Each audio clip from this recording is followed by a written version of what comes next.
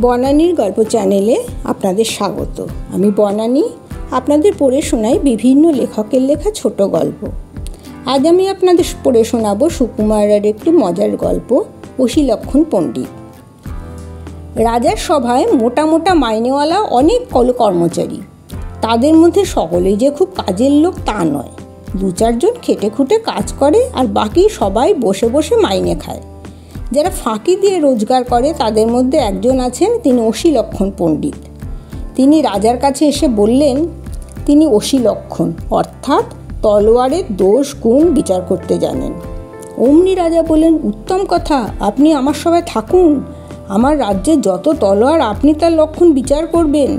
সেই অবধি ব্রাহ্মণ রাজার সভায় ভর্তি হয়েছেন, মোটা রকম মাইনে পাচ্ছেন আর প্রতিদিন তলোয়ার পরীক্ষা করছেন আর বলছেন এই তলোয়ারটা ভালো, এই তলোয়ারটা খারাপ। ভারী কঠিন কাজ। কত তলোয়ার ঘেটে ঘুটে দেখে আর শুকে চটপট তার বিচার করছেন। তার বিচারের নিয়মটি কিন্তু ভারী সহজ।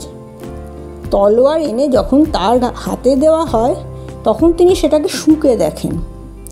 তলোয়ার যারা বানায় তারা তলোয়ারের গায়ে তাদের মার্কা এঁকে দেয়, তাই দেখে বোঝা যায় কোনটা কার তলোয়ার। পণ্ডিত মশাই শুকবার সময় সে মার্কাটুকু দেখে নেন।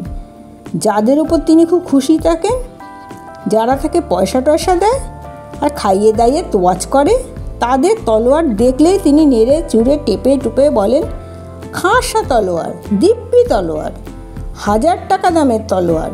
আর যাদের উপর তিনি চটা, যারা তাকে ঘুষও দেয় না, খাতিরও করে না, তাদের তলোয়ার যত ভালোই হোক না কেন তার কাছে পার পাবার জন্যই।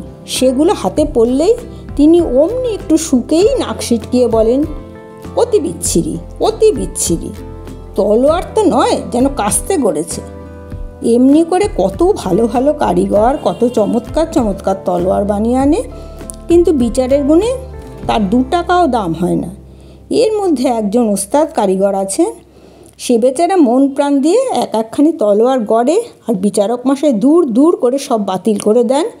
এই রকম হতে হতে শেষটা কারিগর গেল ক্ষেপে। একদিন সে করলো কি, একখানি তলোয়ার বানিয়ে তার গায়ে বেশ করে লঙ্কার গুঁড়ো মাখিয়ে অসিলক্ষণ পণ্ডিতের কাছে এনে হাজির করলো। পণ্ডিত নিতান্ত তাচ্ছিল্য করে, আবার কি গড়ে আনলি দেখি, বলে যেমনি তাতে নাক ঠুকে শুকতে গেছেন অমনি লঙ্কার গুঁড়ো নাকে ঢুকতেই হ্যাঁচো করে এক বিরাট হাঁচি, আর সেই সঙ্গে তলোয়ারের আগায় খ্যাঁচ করে তার নাক কেটে 2খানা। চারিদিকে হইচই পড়ে গেল, জল আনরে, কবিরাজ ডাকরে। ততক্ষণে তলোয়ারওয়ালা লম্বা লম্বা পা ফেলে তার বাড়ি পর্যন্ত পিটটান দিয়েছে। অসিলক্ষণ পণ্ডিতের মহা মুশকিল। একে তো কাটা নাকের যন্ত্রণা, তার উপরে সভায় বেরোলে সবাই খেপায় নাক কাটা পণ্ডিত বলে। বেচারার এখন মুখ দেখানোই দেয়। সে সভায়ও যেতে পারে না, চাকরিও করতে পারে না। তাকে দেখলেই লোকে জিজ্ঞাসা করে তলোয়ারটা কেমন ছিল।